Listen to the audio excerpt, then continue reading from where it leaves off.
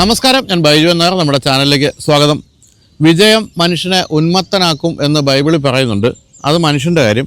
പക്ഷേ വിജയം ഒരു കമ്പനിയെ തന്നെ ഉന്മത്തമാക്കിയാലുള്ള അവസ്ഥയാണ് നമ്മളിപ്പോൾ മഹീന്ദ്രയുടെ കാര്യത്തിൽ കണ്ടുകൊണ്ടിരിക്കുന്നത്. മഹീന്ദ്രയുടെ അടുത്ത കാലത്ത് വന്ന വാഹനങ്ങളെല്ലാം ഹിറ്റായതോടുകൂടി ദിവസവും ഓരോരോ മോഡലുകളുമായിട്ട് വരികയാണ് മഹീന്ദ്ര. ഈ കഴിഞ്ഞ ദിവസം നമ്മൾ മഹീന്ദ്ര ഏറ്റവും പുതിയ 7XO ഡ്രൈവ് ചെയ്യാൻ വേണ്ടി ജയ്സാൽമീറിൽ പോയി. അന്ന് പകൽ ആ വാഹനത്തിൻ്റെ ലോഞ്ച് കഴിഞ്ഞു. വൈകുന്നേരം വീണ്ടും ഒന്നുകൂടെ വരണേ എന്നവർ പറഞ്ഞു. അതായത് നമ്മൾ ഈ ലോഞ്ച് നടന്ന ഹോട്ടലിലേക്ക് നമ്മൾ ചെല്ലുമ്പോൾ അടുത്തൊരു വണ്ടി ലോഞ്ച് ചെയ്യുന്നു. 3XOയുടെ EV. അതാണ് അന്ന് ലോഞ്ച് ചെയ്തത്. ഞാനന്ന് ആ വീഡിയോ പറയുകയും ചെയ്തു. മസാലോസയുടെ കൂടെ വട കിട്ടുന്ന പോലെ 7XOയുടെ കൂടെ ഒരു 3XOയും കൂടി നമുക്കന്ന് വൈകുന്നേരം ഷൂട്ട് ചെയ്യാൻ സാധിച്ചു. അപ്പോൾ അങ്ങനെ ദിവസവും ഓരോരോ മോഡലുകളുമായിട്ട് വരികയാണ് മഹീന്ദ്ര ആദ്യകാലത്ത് ഈ ഒരു EVകളുടെ കാര്യത്തിൽ ഒന്നും മടിച്ചു നിന്നു. ടാറ്റ കത്തി കയറുകയും ചെയ്തു. എന്തായാലും ഇപ്പോൾ ആ ഒരു കുതിപ്പിന് തടയിടുന്ന രീതിയിൽ ദിവസവും ഓരോ പുതിയ EVയാണ് മഹീന്ദ്ര കൊണ്ടുവരുന്നത്. ഏറ്റവും വലിയ വിജയം എന്ന് പറയുന്നത് XEV9eയും അതുപോലെ തന്നെ BE6ഉമാണ്. ഇത് രണ്ടും കൂടി 7 മാസം കൊണ്ട് 30,000 യൂണിറ്റുകൾ വിൽക്കുകയും ചെയ്തു. എന്ന് തന്നെയല്ല, മഹീന്ദ്രയിൽ നിന്ന് നമുക്ക് പ്രതീക്ഷിക്കുന്നതിൻ്റെ അപ്പുറത്തേക്കുള്ള ക്വാളിറ്റിയും അതിൻ്റെ ഫീച്ചേഴ്സും എല്ലാം തന്നെ ആ രണ്ട് വാഹനങ്ങൾക്കുമുണ്ട്. അപ്പോൾ ഇപ്പോൾ നമ്മൾ കണ്ടുകൊണ്ടിരിക്കുന്ന ഏറ്റവും പുതിയ XEV9S ആണ്. ഈ വാഹനത്തിൻ്റെ പ്രത്യേകത എന്ന് വെച്ചാൽ ഇത് ഇന്ത്യയിലെ ആദ്യത്തെ 7 സീറ്റർ EV SUV ആണ് എന്നുള്ള കാര്യമാണ്. അങ്ങനെ പറയുമ്പോൾ നിങ്ങൾ ചോദിക്കും, അപ്പോൾ BYDയുടെ E-Max 7 എവിടെ പോയി എന്നുള്ള കാര്യം. പക്ഷേ അതിനെ ഒരു MPV ആയിട്ടാണ്, മൾട്ടിപർപ്പസ് വാഹനമായിട്ടാണ് നമ്മളും അതുപോലെ തന്നെ കമ്പനിയും ഒക്കെ കാണുന്നത്. ഇത് ഒരു SUVയുമാണ്. ഇപ്പോൾ ഉദാഹരണമായിട്ട് പറയുകയാണെങ്കിൽ ടൊയോട്ട ഇന്നോവയും അതുപോലെ തന്നെ മഹീന്ദ്രയുടെ 700യുമായിട്ട് കമ്പയർ ചെയ്യുകയാണെങ്കിൽ ഇന്നോവ എപ്പോഴും ഒരു MPVയും അതുപോലെ തന്നെ 700 ഒരു SUVയുമായിട്ടാണ് കണക്കാക്കപ്പെടുന്നത്. ഇത് 700യുടെ ഇലക്ട്രിക് രൂപമാണെന്നാണ് പറയേണ്ടത്. 7 സീറ്റർ വാഹനമാണ്. എന്തായാലും 700 എന്ന് പറയുന്ന ഒരു ഐസ് വെഹിക്കിൾ എടുത്തിട്ട് നേരെ അങ്ങ് EV ആക്കുകയല്ല ചെയ്തത്. മഹീന്ദ്രയുടെ ഏറ്റവും പ്രധാനപ്പെട്ട ഒരു പുതിയ പ്ലാറ്റ്ഫോമുണ്ട്. ഇൻഗ്ലോ എന്നാണ് എൻ്റെ പേര്, INGLO. ഇൻഗ്ലോ എന്ന് പറഞ്ഞാൽ ഇന്ത്യൻ ഗ്ലോബൽ ആർക്കിടെക്ചർ എന്നാണ് അതിന് കമ്പനി വിളിക്കുന്ന പേര്. അതിൽ നമുക്ക് ഏത് തരത്തിലുള്ള വാഹനങ്ങൾ നിർമ്മിക്കാം. EV നിർമ്മിക്കാം, അതുപോലെ തന്നെ പെട്രോൾ, ഡീസൽ, ഹൈബ്രിഡ്, അങ്ങനെ ഏത് വാഹനവും നിർമ്മിക്കാവുന്ന ഒരു പ്ലാറ്റ്ഫോമാണ് ഇൻഗ്ലോ എന്ന് പറയുന്നത്. ആ ഒരു പ്ലാറ്റ്ഫോമിലാണ് ഈ 9S ജനിച്ചിരിക്കുന്നത്. ഈ വാഹനം 2022 സൗത്ത് ആഫ്രിക്കയിൽ ഒന്ന് എക്സിബിറ്റ് ചെയ്തിരുന്നു. കുറച്ച് ജേർണലിസ്റ്റുകളെ കൊണ്ട് കാണിക്കുകയും ചെയ്തു. അന്ന് ഇതിൻ്റെ പേര് ഇതായിരുന്നില്ല, XEV E8 എന്നായിരുന്നു. അതിനുശേഷമാണ് 9S എന്നുള്ള പേരിൽ ഇപ്പോൾ ഈ വാഹനം വിപണിയിൽ എത്തിയിരിക്കുന്നത്. എന്തായാലും കാഴ്ചയിൽ മുൻഭാഗം ഒഴിച്ചു നിർത്തിയാൽ ബാക്കി എല്ലാം തന്നെ നമ്മുടെ പഴയ 700യുടെ രൂപമാണെന്നാണ് പറയേണ്ടത്. അതായത് പുതിയ 7XOയുടെ അല്ല, പഴയ 700യുടെ രൂപമാണ്. 700യുടെ രൂപം എന്ന് പറഞ്ഞാൽ വളരെ ഭംഗിയുള്ള രൂപമാണ്. ഇപ്പോൾ നമ്മുടെ ഏറ്റവും പുതിയ 7XOയുടെ വീഡിയോ നമ്മൾ ഇട്ടപ്പോൾ പലരും പറഞ്ഞു, അയ്യോ പഴയ രൂപമായിരുന്നു നല്ലത്, പ്രതാപ് ബോസ് നശിപ്പിച്ചു എന്നൊക്കെയാണ്. പ്രതാപ് ബോസ് എന്ന് പറയുന്നത് മഹീന്ദ്രയുടെ ചീഫ് ഡിസൈനറാണ്. അദ്ദേഹം പഴയ 700 എടുത്തിട്ട് ഇപ്പോൾ നശിപ്പിച്ച് 7XO ആക്കി എന്നൊക്കെ കുറേ പേര് കമൻറ്റ് ചെയ്യുന്നുണ്ട്. എന്തായാലും പക്ഷേ നമ്മൾ നേരിട്ട് കാണുമ്പോൾ ആ വൃത്തിയോടൊന്നും ഇല്ല കേട്ടോ. നല്ല ഷാർപ്പ് എഡ്ജുകളൊക്കെ ആയിട്ട് രസമുള്ളൊരു രൂപം തന്നെയാണ്. തന്നെയുള്ള ഇൻറ്റീരിയർ ഗംഭീരമാക്കിയിട്ടുണ്ട്. വൈറ്റ് കളർ നിങ്ങൾക്ക് ഇഷ്ടപ്പെട്ടില്ലെങ്കിൽ അത് ഒഴിച്ച് നിർത്തി ബാക്കിയെല്ലാം ഗംഭീരമാക്കുകയും ചെയ്തിട്ടുണ്ട്.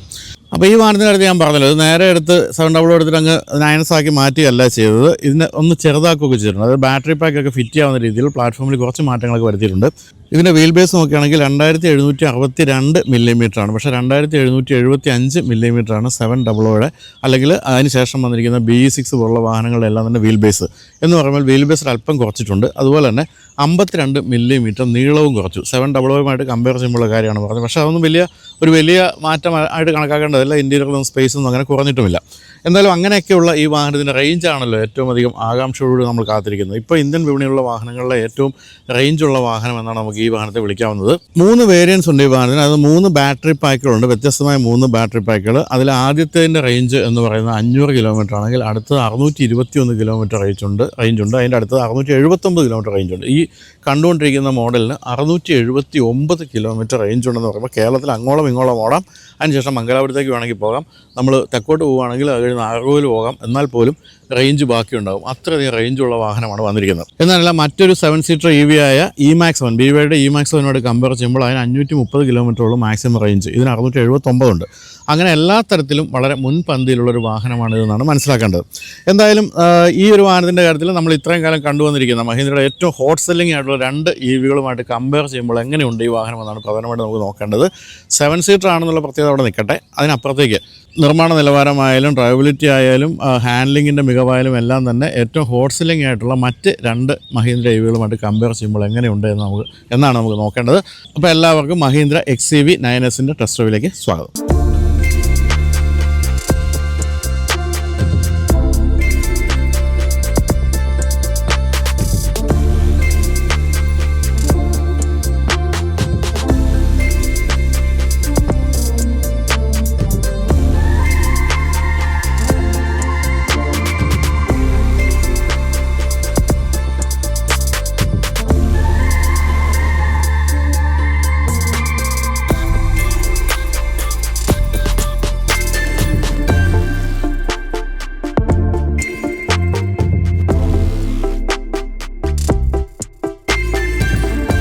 9S മുൻഭാഗത്തിൻ്റെ 9E മുൻഭാഗമായിട്ട് കുറേ സാമ്യങ്ങളുണ്ട്. സൈഡും മറ്റു കാര്യങ്ങളെല്ലാം 700 ആണെങ്കിലും മുൻഭാഗത്തിന് നമുക്ക് തീർച്ചയായിട്ടും സാമ്യം പറയാവുന്നത് XCV 9E അതിൻ്റെ പ്രധാനപ്പെട്ട കാരണം ഈ അടച്ചു പൂട്ടി വെച്ചിരിക്കുന്ന ഈ ഒരു മുൻഭാഗമാണ്. അതിൽ മഹീന്ദ്രയുടെ ആ പുതിയ ഇൻഫിനിറ്റി ലോഗോയാണ് കൊടുത്തിരിക്കുന്നത്.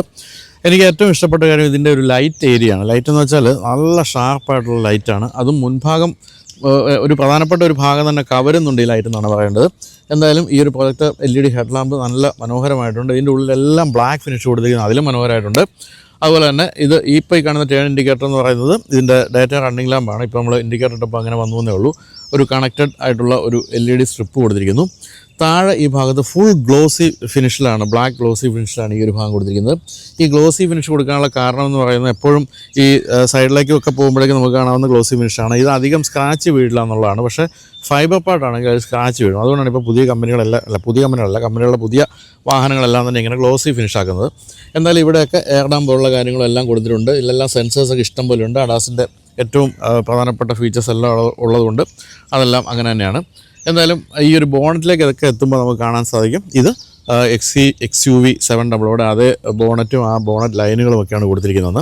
നമുക്കിനി ഒന്ന് ബോണറ്റ് തുറന്ന് നോക്കാം. ഫ്രണ്ട് സ്പേസ് ഉണ്ടോ എന്ന് അറിയണമല്ലോ. കാരണം ഇൻഗ്ലോ എന്ന് പറയുന്ന ഈ പ്ലാറ്റ്ഫോമിൽ നിർമ്മിക്കുന്ന വാഹനങ്ങളെല്ലാം തന്നെ റിയർ വീൽ ഡ്രൈവാണ്. പക്ഷേ XUV 700 ഫ്രണ്ട് വീൽ ഡ്രൈവ് ആണെങ്കിൽ ഇത് റിയർ വീൽ ഡ്രൈവാണ്. അപ്പോൾ അതുകൊണ്ട് തന്നെ ഫ്രണ്ട് സ്പേസ് കാണാനുള്ള സാധ്യത ഉണ്ട്. നോക്കട്ടെ, ഉണ്ടല്ലോ, ഇഷ്ടം പോലെയാണ്.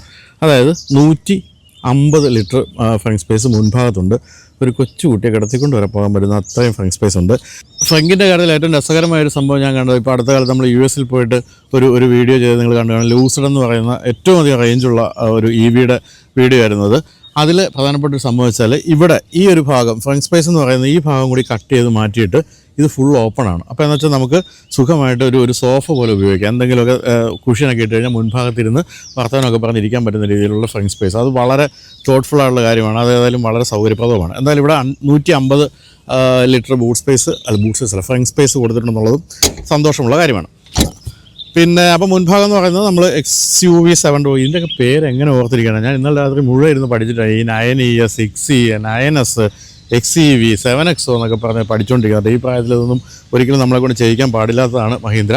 മര്യാദക്കുള്ള എന്തെങ്കിലും പേരൊക്കെ ഇട്ട് കഴിഞ്ഞാൽ മാരുതിയുടെ ഒക്കെ പല വിക്ടോറിയസ് പരിപാടി കഴിഞ്ഞു. ഇത് ഈ XC9 എന്നൊക്കെ പറഞ്ഞാൽ ആകപ്പാടെ കൺഫ്യൂഷനാണ്. അപ്പോൾ സൈഡ് പ്രൊഫൈലിലേക്ക് വരുമ്പോൾ അല്ലെങ്കിൽ നമ്മുടെ വശക്കാഴ്ചയിലേക്ക് വരുമ്പോൾ തീർച്ചയായിട്ടും ഇത് പൂർണ്ണമായും 700 ആണ് എന്നാണ് പറയേണ്ടത്. കാരണം ഗ്ലാസ് ഏരിയ ആയാലും കട്ടുകളും ഗ്രീസുകളും ബോഡി ലൈനും എല്ലാം തന്നെ 700 ആണ്.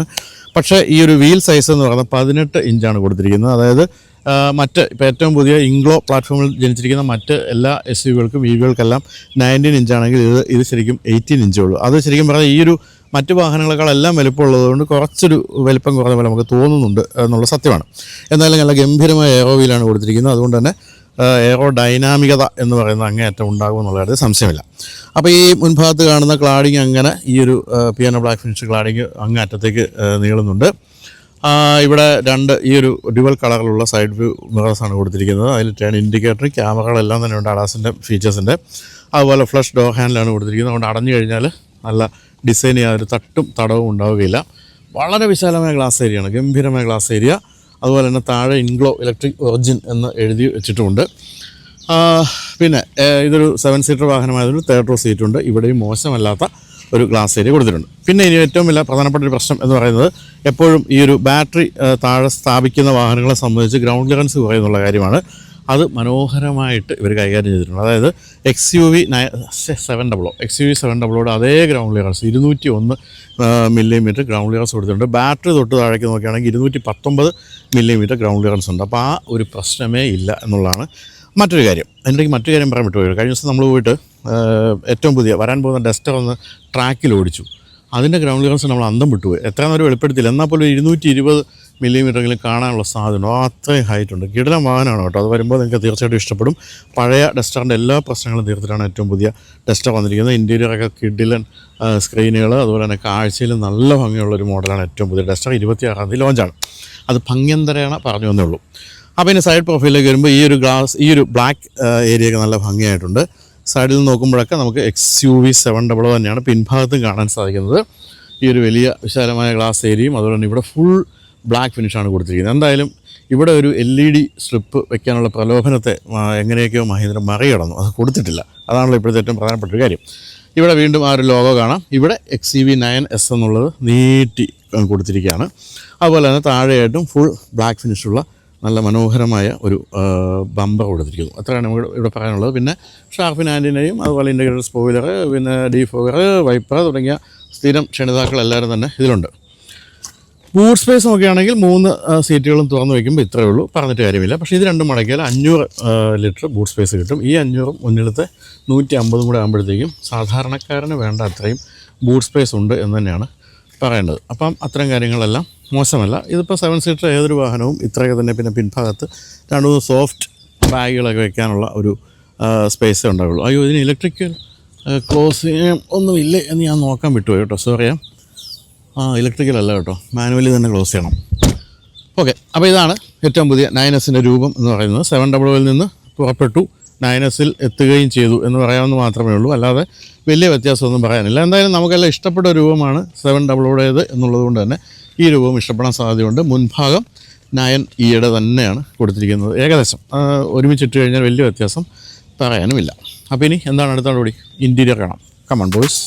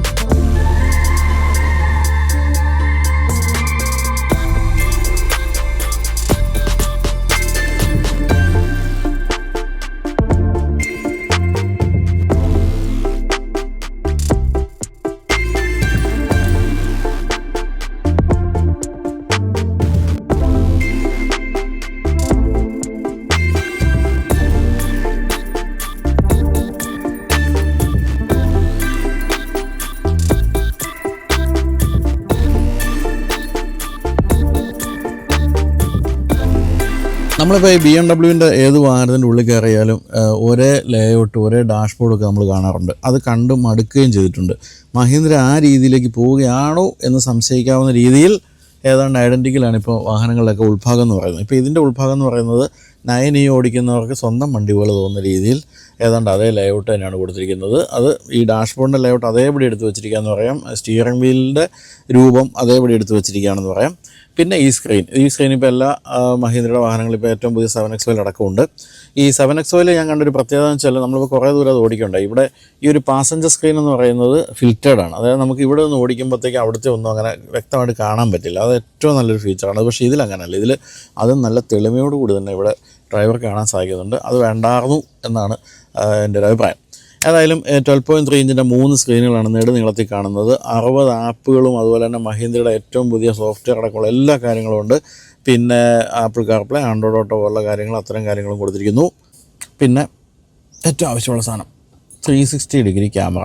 അത് ഇഷ്ടം പോലെ ഏത് തരത്തിലുള്ള വ്യൂ, കോർണർ വ്യൂ, പിന്നെ അത് പോയാ അടിച്ചപ്പോഴത്തേക്കും ഫുൾ സ്ക്രീനിലും കാണുന്നുണ്ട്. പനോരമിക് ആയിട്ടുള്ള വ്യൂ അതും കാണുന്നുണ്ട്. ആ തരത്തിലുള്ള വ്യൂകളെല്ലാം കൊടുത്തിട്ടുണ്ട്. പിന്നീട് അത് ചാറ്റ് GPT പോലുള്ള കാര്യങ്ങളും ഗൂഗിൾ അസിസ്റ്റൻ്റ് അത്തരം കാര്യങ്ങളെല്ലാം തന്നെ കൊടുത്തിട്ടുണ്ട്. പിന്നെ ഇതിൽ പ്രധാനമായിട്ടുള്ളത് ഒരു 16 സ്പീക്കറിൻ്റെ ഹാമൻ ഗാർഡൻ മ്യൂസിക് സിസ്റ്റം ഉണ്ട്. അതിനാണ് ഇപ്പോൾ ഏറ്റവും പുതിയ 7XL വന്നിരിക്കുന്നത്. പിന്നെ എന്തൊക്കെയാണെന്ന് വെച്ചാൽ ഇവിടെ യൂട്യൂബ് അടക്കമുള്ള കാര്യങ്ങൾ സെറ്റായിട്ട് റെഡിയായിട്ട് ഇരിപ്പുണ്ട് കാണാൻ വേണ്ടി. ആപ്പുകൾ നോക്കുകയാണെങ്കിൽ communication, media and entertainment, vehicle apps, all, അങ്ങനെ എല്ലാ തരത്തിലുള്ള ആപ്പുകളും കാര്യങ്ങളെല്ലാം തന്നെ കൊടുത്തിട്ടുണ്ട്. കൂടാതെ ഇതിൽ ഡ്രൈവറുടെയും പാസഞ്ചറുടെയും ഒരു മോണിറ്റർ ചെയ്യുന്ന സിസ്റ്റം ഉണ്ട്. അവർക്ക് എന്തെങ്കിലും ഫാറ്റിക്കൊക്കെ ക്ഷീണമൊക്കെ വരികയാണെങ്കിൽ അതൊക്കെ അറിയാനുള്ളത്. സെൽഫി എടുക്കാനുള്ള സൗകര്യം കൊടുത്തിട്ടുണ്ട്. കണ്ടില്ലേ, ശ്യാമിനെയും കാണുന്നുണ്ട് ഇപ്പോൾ ഇതിൽ. ശ്യാമ് ഇങ്ങനെ വെച്ചു അത് കണ്ടപ്പോഴത്തേക്കും. അപ്പോൾ എന്തായാലും അത്ര എല്ലാ കാര്യങ്ങളും ഇതിൽ ഉൾപ്പെടുത്തിയിട്ടുണ്ടെന്നാണ് പറയേണ്ടത്. പിന്നെ എനിക്ക് ഏറ്റവും ഇഷ്ടപ്പെട്ട മറ്റൊരു കാര്യം, ഈ ഒരു നിറം ഇത് നല്ല ഭംഗിയായിട്ടുണ്ട് കേട്ടോ. നല്ല രസമുള്ളൊരു നിറമാണ്, ഒരു ഗ്രീനിഷ് നിറം. പക്ഷേ ഈ ഭാഗത്തേക്ക് വരുമ്പോൾ കണ്ടു ഇപ്പോൾ തന്നെ സ്ക്രാച്ച് വീണു. ഈ ഒരു ഭാഗവും അതുപോലെ ഈ സൈഡും ഒക്കെ കുറച്ച് സ്ക്രാച്ച് ആകാവുന്ന പ്ലാസ്റ്റിക് കൊടുത്തിരിക്കുന്നുണ്ട്. വേണമെങ്കിൽ സ്ക്രാച്ച് ആകാം. എന്നാൽ പോലും 7XL വൈറ്റിനേക്കാളൊക്കെ വളരെ ഭേദമാണ് കേട്ടോ. നല്ല ഭംഗിയുള്ള നിറമാണിത്. മേൽഭാഗത്തും ഏതാണ്ട് അല്ല കേട്ടോ, ബ്ലാക്ക് കൊടുത്തിരിക്കുന്നത്. മേൽഭാഗത്തും ബ്ലാക്ക് കൊടുത്തിരിക്കുന്നത്. പിന്നെ ഈ പറഞ്ഞ പോലെ 9E കാണുന്ന പോലെ തന്നെയുള്ള AC വെൻറ്റുകൾ കൊടുത്തിരിക്കുന്നത്. ഇത് സ്റ്റാർട്ട് സ്റ്റോപ്പ് സ്വിച്ചാണ്. ഇവിടെ ചില എന്താ നോക്കട്ടെ, അത് സ്ക്രീൻ ഓഫായിരുന്നുണ്ട്, സോറിയാ. അപ്പോൾ അത്തരം കാര്യങ്ങളൊക്കെയാണ് അവിടെ ഉള്ളത്. ഇത് തുറന്ന് നോക്കുകയാണെങ്കിൽ ഇതിൽ വയർലെസ് ചാർജിങ്ങും അതുപോലെ തന്നെ 2 ചാർജിങ് പോർട്ടുകളും കൊടുത്തിട്ടുണ്ട്. ഞാൻ പക്ഷേ ഈ സ്ക്രീനെ പറ്റി കൂടുതൽ പറയാത്തത് ഇപ്പോൾ നമ്മൾ ഇഷ്ടംപോലെ പറഞ്ഞു കഴിഞ്ഞുകൊണ്ടാണ് കേട്ടോ. എല്ലാ മഹീന്ദ്രയുടെ വാഹനങ്ങളിൽ ഈ സ്ക്രീൻ ഉണ്ട് എന്നുള്ളതുകൊണ്ട് നമ്മൾ എല്ലാം കൂടെ നീട്ടി പരത്തണ്ടെന്ന് വെച്ചു. അതുപോലെ തന്നെ ഇതിൻ്റെ റെസ്പോൺസ് എന്ന് പറയുന്നത് എനിക്ക് 7XOയിൽ ഇത്തിരി കുറവായിട്ട് തോന്നി. 2-3 തവണ ഞെക്കി കഴിഞ്ഞാലാണ്, ഇനി ഞാൻ ഞെക്കുന്നതിൻ്റെ കുഴപ്പമാണ്, നമുക്ക് ഞെക്കാൻ അറിയാത്തതിൻ്റെയാണെന്ന് അറിഞ്ഞൂടെ, എന്തായാലും 2-3 തവണ ഞെക്കി കഴിയുമ്പോഴാണ് അതൊന്ന് ഇതിൻ്റെ സ്വിച്ചുകൾ വർക്ക് ചെയ്യുന്നത്. ഇവിടെ വളരെ ഭംഗിയുള്ള ഒരു ഗിയർ സെലക്ടർ അല്ലെങ്കിൽ ഡ്രൈവ് സെലക്ടർ കൊടുത്തിരിക്കുന്നു. അതിൻ്റെ ഒരു രൂപമൊക്കെ നല്ല ഭംഗിയുണ്ട്, വളരെ ചെറുതാണ്. ഇവിടെ ഇലക്ട്രോണിക് പാർക്കിംഗ് ബ്രേക്ക് കൊടുത്തിരിക്കുന്നു. അതുപോലെ തന്നെ 2 കപ്പ് ഹോൾഡേഴ്സ്. ഈ കീ മാറ്റേണ്ട സമയമായി കേട്ടോ, കീ ഒക്കെ ഒന്ന് മാറ്റി ഒന്ന് സെറ്റാക്കേണ്ടതാണ്. ഇവിടെ ഒരു സ്ക്രോൾ ചെയ്യാൻ വേണ്ടിയുള്ള ഈ ഒരു സ്വിച്ച് കൊടുത്തിരിക്കുന്നു. അതിൽ ഡ്രൈവ് മോഡുകളുണ്ടാവും, നോക്കട്ടെ. അപ്പോൾ ഡ്രൈവ് മോഡുകൾ ഇപ്പോൾ ഡിഫോൾട്ടിൽ കിടക്കുന്നത്. നമ്മളതൊന്ന് മാറ്റി കഴിയുമ്പോൾ സ്ട്രീറ്റ്, സ്നോ, റേസ്, എവരിഡേ, പിന്നെ റേഞ്ച്, ഇത്രയാണുള്ള റേഞ്ച് എന്ന് പറയുന്നത്. മാക്സിമം റേഞ്ച് കിട്ടുന്നതായിരിക്കാമെന്ന് നമുക്ക് പേരിൽ നിന്ന് ഊഹിക്കാം. എന്തായാലും അങ്ങനെയൊക്കെയാണ് കൊടുത്തിരിക്കുന്നത്. പിന്നെ ഇവിടെ നല്ലൊരു ആംബ്രസ്റ്റും അതുപോലെ തന്നെ അതിൽ ഒരു നല്ല സ്റ്റോറേജ് സ്പേസ് കൊടുത്തിരിക്കുന്നു. മുന്നിലെ പിന്നിലെ സീറ്റുകൾ വെൻറ്റിലേറ്റർ ആണെന്നുള്ളൊരു സുഖമുണ്ട്. പിന്നെ പാസഞ്ചർ സീറ്റും ഇതുൾപ്പെടെ ഈ 2 സീറ്റുകളും ഇലക്ട്രിക്കലി അഡ്ജസ്റ്റബിളും മെമ്മറി സൂക്ഷിക്കാവുന്ന കാര്യങ്ങളൊക്കെയാണ്. പിന്നെ ഇത് ബോസ് സീറ്റ് എന്ന് പറയുന്ന സംഭവം കൊടുത്തിട്ടുണ്ട്. അതായത് നമുക്ക് പിൻഭാഗത്തിരിക്കുന്നയാൾക്ക് മുൻഭാഗത്തെ സീറ്റ് ഇലക്ട്രിക്കലി അഡ്ജസ്റ്റ് ചെയ്യാവുന്ന സംഭവമാണിത്. എന്തായാലും ഇത്തിരി ഒന്ന് ചകേലം വീൽ ബേസ് കുറഞ്ഞെങ്കിൽ പോലും ഒട്ടും നമ്മൾ അതൊന്നും മനസ്സിലാക്കുന്ന രീതിയിൽ കുറഞ്ഞിട്ടില്ല കേട്ടോ. ഇഷ്ടംപോലെ സ്പേസൊക്കെ നമുക്ക് തോന്നുന്നുണ്ട്. ഡോർ പാഡാണെങ്കിലും 1-2 ബോട്ടിലൊക്കെ വയ്ക്കാം. നല്ല പിയാനോ ബ്ലാക്ക് ഫിനിഷൊക്കെയാണ് അതിൻ്റെ ഹാൻഡിലിനൊക്കെ കൊടുത്തിരിക്കുന്നത്. അത് നല്ല ഭംഗിയായിട്ടുണ്ട്. നല്ല നിലവാരം എന്ന് പറഞ്ഞാൽ അങ്ങേയറ്റമാണ് എന്ന് സൂചിപ്പിക്കുന്ന രീതിയിലുള്ള കാര്യങ്ങളൊക്കെ തന്നെയാണ് നമ്മൾ കാണുന്നത്. പിന്നെ കുട്ടികൾക്ക് ഏറ്റവും ആവശ്യമുള്ളൊരു കാര്യം എന്താ, പനോരമിക് സൺറൂഫ്. അത് പറഞ്ഞപ്പോൾ ഒരു കാര്യം ആലോചിച്ചു. ഇപ്പോൾ ഈ കഴിഞ്ഞ ആഴ്ചയിൽ ഞങ്ങളൊന്ന് ഇവിടെ പോയിരുന്നു, വട്ടവട പോയിരുന്നു, മൂന്നാറിൽ. അതായത് ഏറ്റവും തിരക്കുള്ള സമയം നമ്മുടെ ക്രിസ്മസ്, ന്യൂ ഇയർ. ഈ സമയത്ത് നമ്മൾ കണ്ട വാഹനങ്ങളിൽ പലതിലും കുട്ടികൾ ഇത് തുറന്ന് തല വെളിയിലിട്ട് നിൽക്കുകയാണ്. വളരെ അപകടം പിടിച്ചൊരു കാര്യമാണ്. ഈ കേരളത്തിലെ പോലീസ് MVD ഒക്കെ അങ്ങനെ ചെയ്യുന്നവരെ പിടിച്ച് ഫൈനൊക്കെ അടിക്കുന്നുണ്ട്. പക്ഷേ എന്നിട്ട് പോലും നമ്മൾ മനസ്സിലാക്കുന്നില്ല. എന്തെങ്കിലും തരത്തിലുള്ള ഒരു ഇഷ്യൂ ഉണ്ടായി കുട്ടികളുടെ തലയ്ക്കാണ് പ്രശ്നം ഉണ്ടാകുക എന്ന് മനസ്സിലാക്കുക. അങ്ങനെ ഒരിക്കലും കുട്ടികളെ എഴുന്നേപ്പിച്ച് നിർത്തരുത്. ലോകത്തിൽ ഒരു രാജ്യത്തും സമ്മതിക്കാറില്ല, കേരളത്തിൽ തീരെ സമ്മതിക്കാറില്ല. പക്ഷേ വെളിയിലൊക്കെ പോയി ഇഷ്ടം പോലെ, ബാംഗ്ലൂരൊക്കെ പോയി കഴിഞ്ഞാൽ എപ്പോഴും കാണാം കുട്ടികൾ അങ്ങനെ പോകുന്നത്. പക്ഷേ കേരളത്തിൽ അങ്ങനെ സമ്മതിക്കാറില്ല. അത് എല്ലാവരും ശ്രദ്ധിക്കണം എന്നൊരു അഭ്യർത്ഥനയുണ്ട് കുട്ടികളുടെ കാര്യമായതുകൊണ്ട് തന്നെ. അപ്പോൾ അതങ്ങനെ കഴിഞ്ഞു. പിന്നെ എന്താണ്, ഇവിടെയൊക്കെ ഈ ഒരു ബീച്ച് ഫിനിഷൊക്കെ തന്നെയാണ് കൊടുത്തിരിക്കുന്നത്. അതുകൊണ്ട് തന്നെ ഒരു എയറി ഫീല് തീർച്ചയായിട്ടും ഉണ്ട്. സ്റ്റിയറിംഗ് വീലൊക്കെ വരുമ്പോൾ ഞാൻ പറഞ്ഞല്ലോ, സ്റ്റിയറിംഗ് വീലും 9Aയിൽ നിന്ന് എടുത്ത അതേ സ്റ്റിയറിംഗ് വീൽ തന്നെയാണ്. സ്റ്റിയറിംഗ് വീലിൻ്റെ രീതികളൊന്നും കുഴപ്പമില്ല, ഒരു ഭംഗിയുള്ള രീതി തന്നെയാണ് കൊടുത്തിരിക്കുന്നത്. ഫുൾ പിയാനോ ബ്ലാക്ക് ഫിനിഷാണ് കൊടുത്തിരിക്കുന്നത്. അതിലും ഈ ഒരു ഇൻഫിനിറ്റി ലോഗോ ഉണ്ട്. ഇതിൽ റേഞ്ച് നമുക്ക് അഡ്ജസ്റ്റ് ചെയ്യാൻ പറ്റുന്നത്, അത് +- മോഡാണ് കൊടുത്തിരിക്കുന്നത്. കൂടുതൽ റേഞ്ച് കിട്ടണമെങ്കിൽ നമുക്ക് ഡൗൺ ചെയ്തൊക്കെ ഒന്ന് ഓടിച്ചാൽ റീജനറേറ്റീവ് ബ്രേക്കിംഗ് കൂടുതൽ കിട്ടും. ഇത് സിംഗിൾ പെഡൽ ഡ്രൈവിങ്ങിൻ്റെയൊക്കെയാണ് കൊടുത്തിരിക്കുന്നത്. ഇതെന്താ നോക്കട്ടെ, ഇവിടെ ഒന്നും കാണുന്നില്ല, സോറിയാ, കിട്ടു. പിന്നെ ഉള്ളത് ഇതും ഒരു ലെതർ റാപ്ഡായിട്ടാണ് കൊടുത്തിരിക്കുന്നത്. പിന്നെ ഇതിൻ്റെ അഡ്ജസ്റ്റ്മെൻറ്റുകളൊക്കെ ഉണ്ട്. നമുക്ക് അല്പം മുകളിലേക്ക് താഴേക്കൊക്കെ അഡ്ജസ്റ്റ് ചെയ്ത് നല്ലൊരു പൊസിഷൻ കണ്ടെത്താം. വളരെ ബ്രൈറ്റായിട്ടുള്ള സ്ക്രീനാണ് കൊടുത്തിരിക്കുന്നത്. അതിലിപ്പോൾ റേഞ്ച് 94%-ൽ 448 ആണ് കാണിക്കുന്നത്. പക്ഷേ ഷൂട്ടിൻ്റെ സമയത്തുള്ള റേഞ്ച് ഒരിക്കലും കണക്കാക്കണ്ട, കാരണം നമ്മളെപ്പോഴും ഓഫ് ചെയ്യുക, ഓൺ ചെയ്യുക, അത്തരം കാര്യങ്ങളെല്ലാം ചെയ്യുന്നുണ്ട്. അത് വ്യത്യസ്തമായിരിക്കും. എന്തായാലും ഇവിടെ ഒരു ഹെഡ് അപ്പ് ഡിസ്പ്ലേ കൊടുത്തിട്ടുണ്ട്, കാണാൻ പറ്റുന്നുണ്ടെന്ന് തോന്നുന്നു അല്ലേ. ഓക്കെ, അതും കഴിഞ്ഞു. പിന്നെ ഇവിടേക്ക് വരുമ്പോൾ സൈഡ് വ്യൂ മിറേഴ്സിൻ്റെ അഡ്ജസ്റ്റബിൾ, ഇതെല്ലാം നമ്മൾ 7XOയിൽ കണ്ടൊക്കെ തന്നെയാണ്. ഈ എന്താ പറയുക, കുറച്ച് ചിലവ് കുറയ്ക്കാൻ വേണ്ടി ഈ പാർട്സൊക്കെ ഷെയർ ചെയ്യുന്ന സംഭവമാണ് നമ്മൾ കണ്ടുകൊണ്ടിരിക്കുന്നത്. ഇവിടെയും കുറച്ച് സ്വിച്ചുകളൊക്കെ ഉണ്ട്. അത് വാഹനം ഐഡലിംഗ് ഓഫാകുന്നത് ഓണാക്കാനും അത്തരം കാര്യങ്ങളൊക്കെയാണ് കൊടുത്തിരിക്കുന്നത്. അങ്ങനെ മൊത്തത്തിൽ വ്യത്യസ്തത എന്ന് പറയാനില്ല. വ്യത്യസ്തത എന്ന് വെച്ചാൽ ഇപ്പോൾ ഒരു വർഷം മുമ്പായിരുന്നു ഇത് വളരെ വ്യത്യസ്തമായിരുന്നു ഈ ഒരു ഇൻറ്റീരിയർ. പക്ഷേ ഇപ്പോൾ നമ്മൾ ധാരാളം കണ്ടതുകൊണ്ട് തന്നെ വ്യത്യസ്തമായിട്ട് അനുഭവപ്പെടുന്നില്ല. എങ്കിലും മനോഹരമായ ഇൻറ്റീരിയറാണ്, വളരെ യൂസർ ഫ്രണ്ട്ലിയാണ്, വളരെ സാങ്കേതിക നിബിഡമാണ് എന്നൊക്കെ പറഞ്ഞുകൊണ്ട് സെക്കൻഡ് റോയിലേക്ക് നമുക്ക് കടന്നിരിക്കാം. അപ്പോൾ പിൻഭാഗം വെൻറ്റിലേറ്റർ സീറ്റ് ആണെന്ന് പറഞ്ഞല്ലോ. അപ്പോൾ വെൻറ്റിലേറ്റർ സീറ്റ് സ്വിച്ച് ഇവിടെയുണ്ട്. അതിനെ തൊട്ട് നമസ്കരിച്ചുകൊണ്ട് നമുക്ക് ഉൾഭാഗത്തേക്ക് പ്രവേശിക്കാം. ഫുൾ ഫ്ലാറ്റാണ് കേട്ടോ. അതായത് ഫ്ലോർ എന്ന് പറയുന്നത് ഫുൾ ഫ്ലാറ്റ്, നല്ല രസമായിട്ടുണ്ട്. 4 പേർക്ക് വേണമെങ്കിൽ സുഖമായിട്ടിരിക്കാം, മര്യാദയ്ക്കൊക്കെ സന്തോഷമായിട്ടൊക്കെ സഹകരണത്തോടുകൂടി ഇരുന്നാൽ.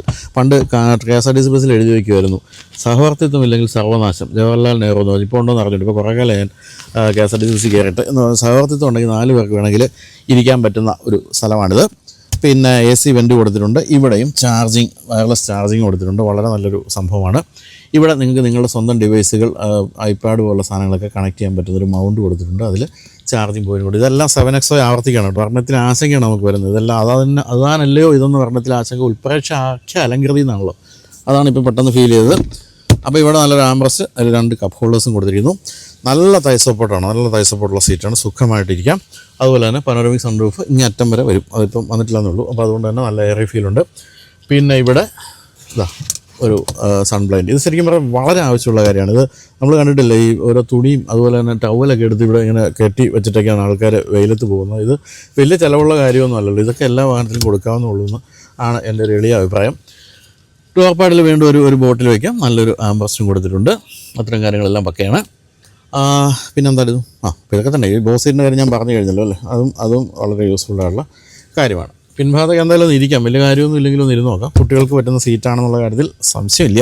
അപ്പോൾ ഈ കഴിഞ്ഞ ദിവസം 7Xോടെ വീഡിയോയിൽ ഞാൻ ഇത് തുറന്ന് ബാക്കിലേക്ക് കയറുമ്പോൾ എൻ്റെ അമ്മയെ എന്ന് പറഞ്ഞില്ല എന്നൊരു കമൻറ്റ് കണ്ടു. സാധാരണ ഇതിൽ നമ്മൾ കയറുമ്പോൾ അമ്മേ എന്നൊക്കെ പറഞ്ഞ് കയറുന്നുണ്ട്. അത്ര ബുദ്ധിമുട്ടില്ലാത്തതുണ്ട് കേട്ടോ.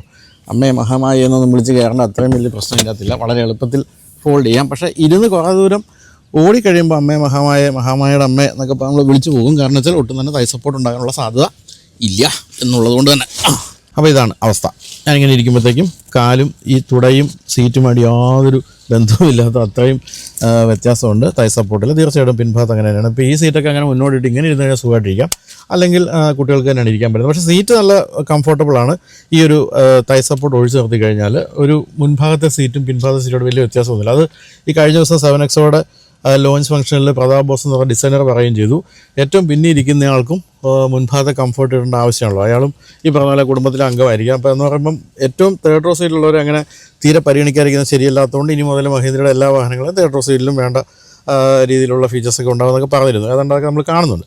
പിന്നെ ഇവിടെ നോക്കുമ്പോൾ പ്രധാനമായിട്ടും ഇവിടെ AC വെൻ്റ്, അതുപോലെ തന്നെ ACയുടെ ഫാൻ അഡ്ജസ്റ്റ് ചെയ്യാം.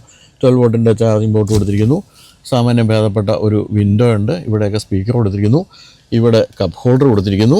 അത്തരം കാര്യങ്ങളൊക്കെയാണ് പറയാനുള്ളത്. എന്തായാലും പിൻഭാഗത്ത് ഇരിക്കുന്നവരെ പരിഗണിച്ചിട്ടുണ്ടെന്നുള്ളൊരു സംശയമില്ല. എങ്കിൽ പോലും ഈ ഒരു തൈ സപ്പോർട്ട് പ്രശ്നമാണ്. അതുപോലെ തന്നെ ഈ ഒരു സ്പേസ് എന്ന് പറയുന്നതും അത്ര അധികമൊന്നും പറയാനില്ല. അപ്പോൾ 7 സീറ്റർ എന്നുള്ള നിലയ്ക്ക് എപ്പോഴും കുട്ടികളെയാണ് നമുക്ക് പിൻഭാഗത്ത് ഇരുത്താൻ പറ്റുന്നതെങ്കിൽ ഈ വാഹനത്തിലും അങ്ങനെ തന്നെ എന്ന് പറഞ്ഞുകൊണ്ട് പോകാം. നമുക്ക് വെളിയിലേക്ക് ഇറങ്ങാം, വണ്ടി ഓടിക്കാം.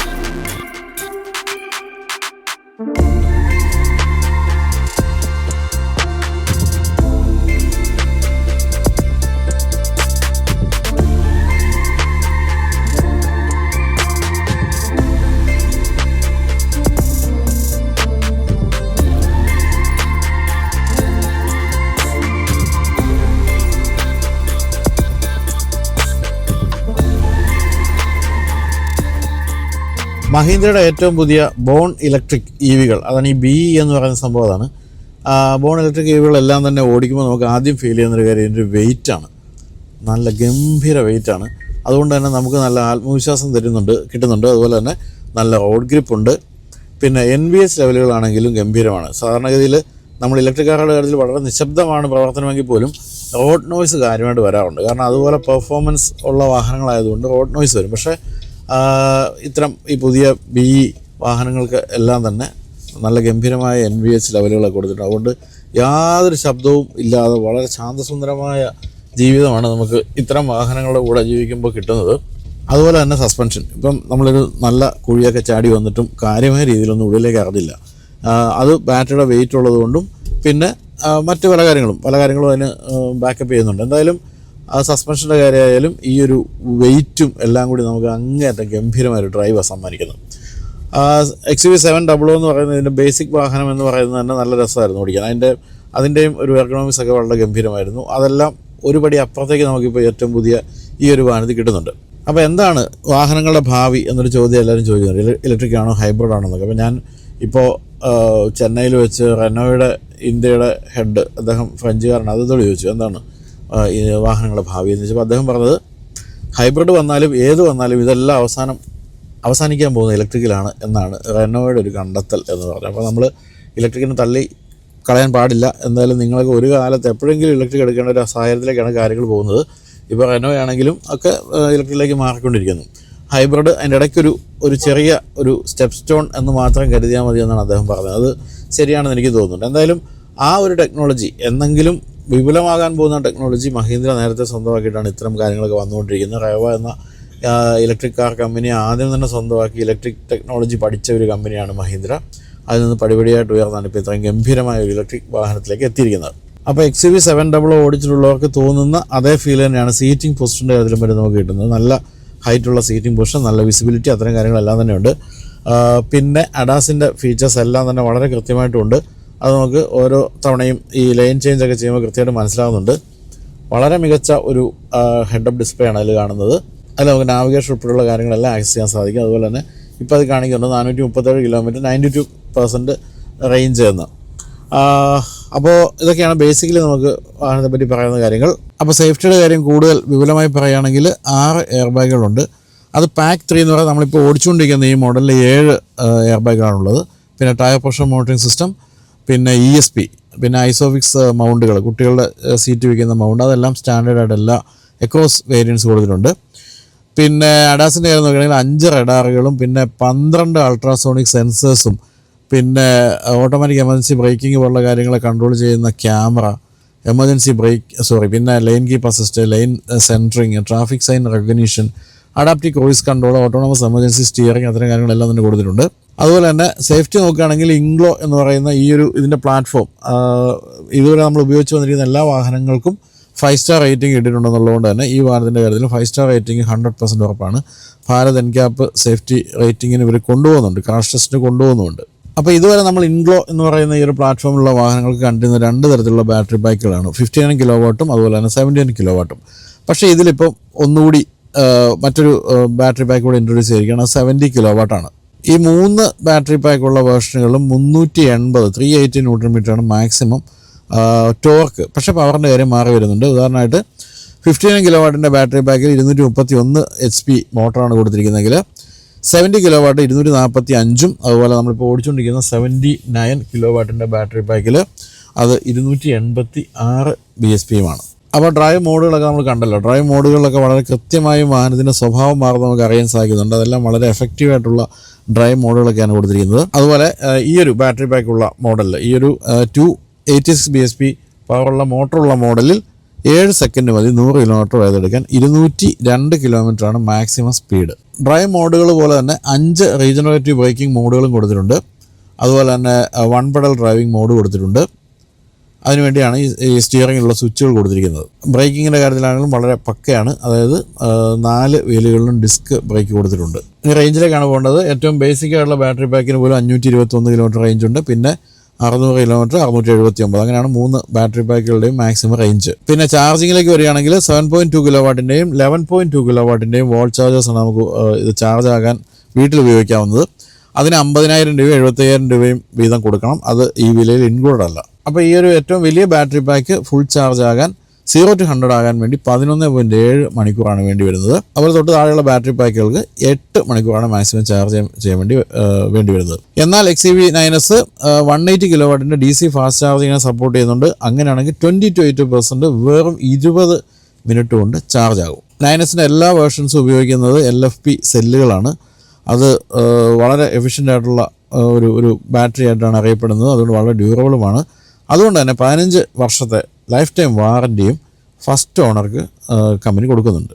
പിന്നെ സസ്പെൻഷൻ്റെ കാര്യത്തിൽ ഇൻഡിപെൻഡൻറ്റ് സസ്പെൻഷനാണ് മുന്നിലും പിന്നിലും കൊടുത്തിരിക്കുന്നത്. അതുപോലെ പാക്ക് 1നും 2നും പാസീവ് ഫ്രീക്വൻസി ഡിപ്പെൻഡൻറ്റ് ഡാമ്പിങ് കൊടുത്തിട്ടുണ്ട്. പക്ഷേ ഇപ്പോൾ നമ്മൾ ഓടിച്ചുകൊണ്ടിരിക്കുന്ന ഈ പാക്ക് 3ൽ ഇൻ്റലിജൻറ്റ് അഡാപ്റ്റീവ് സസ്പെൻഷനാണ് കൊടുത്തിരിക്കുന്നത്. അതുകൊണ്ടാണ് നമുക്ക് ഒട്ടും തന്നെ ബുദ്ധിമുട്ടുണ്ടാകാത്ത രീതിയിൽ ഏതൊരു കുഴിയും ചാടി ഓടിക്കൊണ്ടിരിക്കുന്നത്.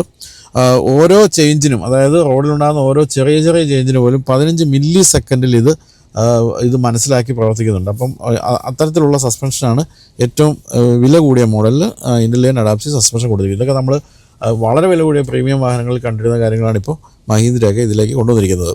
എന്തായാലും BYD ഒക്കെ വാഹനങ്ങൾ ഓർപ്പിക്കുന്ന രീതിയിൽ കുറച്ച് ലീനിയർ ആയിട്ടുള്ള പവർ ഡെലിവറിയാണ്. അതായത് ചാവുട്ടി പിടിച്ച് അങ്ങനെ നമ്മളെ പേടിപ്പിക്കുന്ന രീതിയിൽ കുതിച്ചു പോയുന്ന പരിപാടിയൊന്നുമില്ല, കുറച്ച് ലീനിയറാണ്. അതാണ് ഏറ്റവും ആവശ്യം EVകളുടെ കാര്യത്തിൽ. അത് ആ രീതിയിലാണ് മോട്ടോർ ട്യൂൺ ചെയ്തിരിക്കുമെന്ന് തോന്നുന്നു. എന്തായാലും ഓടിക്കാൻ വളരെ രസമുള്ളൊരു വാഹനമാണ്. ഇതിൻ്റെ ഒരു വെയിറ്റും ഇതിൻ്റെ ഒരു സ്റ്റേഡി ആയിട്ടുള്ള ആ ഒരു എന്താ പറയുക ക്യാരക്ടറും എല്ലാം തന്നെ നമ്മളെ വളരെ സന്തോഷിപ്പിക്കും. റേഞ്ചും റിയൽ ലൈഫിൽ ഈ പറയുന്നതിൻ്റെ അടുത്തൊക്കെ കിട്ടുമെങ്കിൽ തീർച്ചയായിട്ടും ഈ വാഹനം 9യേക്കാളും മികച്ചൊരു വാഹനമായിട്ട് തന്നെ കരുതേണ്ടി വരും. കാരണം ഇത് 7 സീറ്റർ വാഹനം കൂടിയാണ്. തന്നെയല്ല അതിൻ്റെയൊക്കെ രൂപം എന്ന് പറയുന്നത് കുറച്ച് ഒരു എക്സെൻട്രിക് രൂപം എന്ന് പറയാമെങ്കിൽ ഇത് വളരെ പരമ്പരാഗതമായ രൂപമാണ്. അപ്പോൾ ഒരു ഐസ് വാഹനങ്ങളുടെ രൂപത്തിൽ തന്നെ ഒരു EV നിങ്ങൾ ആഗ്രഹിക്കുന്നുണ്ടെങ്കിൽ ഇത് വാങ്ങിക്കാം. 7 സീറ്റർ SUV വേണമെങ്കിൽ നിങ്ങൾക്ക് ഇത് മാത്രമേ ഓപ്ഷൻ ഉള്ളൂ. ഇത്രയും റേഞ്ച് വേണമെങ്കിൽ നിങ്ങൾക്ക് മറ്റൊരു ഓപ്ഷൻ ഇല്ല. അതാണ് നമുക്ക് ഏറ്റവും പുതിയ 9S പറ്റി പറയാവുന്നത്. എന്തായാലും സന്തോഷം. ഓടിച്ചപ്പോൾ ഒരു സുഖം തോന്നുന്ന, സന്തോഷം തോന്നുന്ന ഒരു വാഹനം തന്നെയാണ് തീർച്ചയായിട്ടും XEV 9S.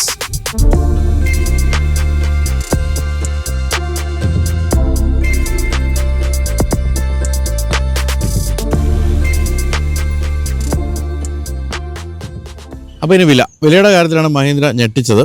19.95 ലക്ഷം രൂപയിലാണ് ഇതിൻ്റെ എൻട്രി ലെവൽ മോഡൽ ആരംഭിക്കുന്നത്. അതായത് 500 കിലോമീറ്റർ റേഞ്ചുള്ള മോഡൽ ആരംഭിക്കുന്നത്. ടോപ്പ് എൻഡ് മോഡൽ നമ്മൾ ഈ കണ്ടുകൊണ്ടിരിക്കുന്ന മോഡലിന് ഏതാണ്ട് 29.5 ലക്ഷം രൂപയാണ് വില. തീർച്ചയായിട്ടും എല്ലാ ഫീച്ചേഴ്സും ഉള്ളൊരു വാഹനമാണ്. തന്നെ 679 കിലോമീറ്റർ റേഞ്ച് എന്ന് പറയുന്നത് അമേസിങ് റേഞ്ചാണ്. എങ്ങനെ പോയാലും ഒരു 600 കിലോമീറ്റർ അടുത്ത് റേഞ്ച് കിട്ടാനുള്ള സാധ്യതയുണ്ട്. വില വെച്ച് നോക്കുമ്പോൾ മറ്റൊരു കാര്യമുള്ളത്, ഈ 9e XEV 9e എന്ന് പറയുന്ന മോഡലിനേക്കാളും എൻട്രി ലെവൽ മോഡലൊക്കെ നമുക്ക് 2 ലക്ഷം രൂപ കുറവാണ് ഈ വാഹനത്തിൽ എന്നുള്ള കാര്യമാണ്. പക്ഷേ സ്പേസിൻ്റെ കാര്യത്തിൽ ഏതാണ്ട് അതേ സ്പേസ് തന്നെ ഉണ്ടെന്നുള്ളതാണ് മറ്റൊരു അമ്പരപ്പിക്കുന്ന കാര്യം. പിന്നെ ഫാസ്റ്റ് ചാർജിങ്ങിൽ 20 മിനിറ്റ് കൊണ്ടൊക്കെ ചാർജ് ആകുമെന്നുള്ള മറ്റു കാര്യം. കുറച്ച് കാലത്തേക്ക് എനിക്ക് മഹീന്ദ്ര BE6 തന്നപ്പോൾ ഞാനത് കൃത്യമായിട്ട് ആസ്വദിച്ച കാര്യമാണ്. നമ്മൾ വളരെ പെട്ടെന്നാണ് ഒന്ന് ടോപ്പപ്പ് ചെയ്തൊക്കെ ഓടിച്ചു പോകുന്നത്. എത്ര ദൂരം വേണമെങ്കിലും ഓടിച്ചു പോകാൻ സാധിക്കും.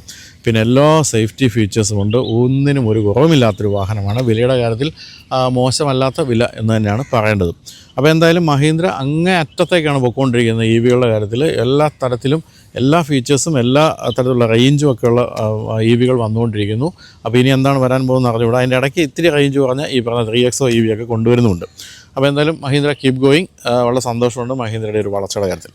അപ്പോൾ വീഡിയോ കണ്ട എല്ലാവർക്കും നന്ദി പറയട്ടെ. അപ്പോൾ നന്ദി, ബൈ.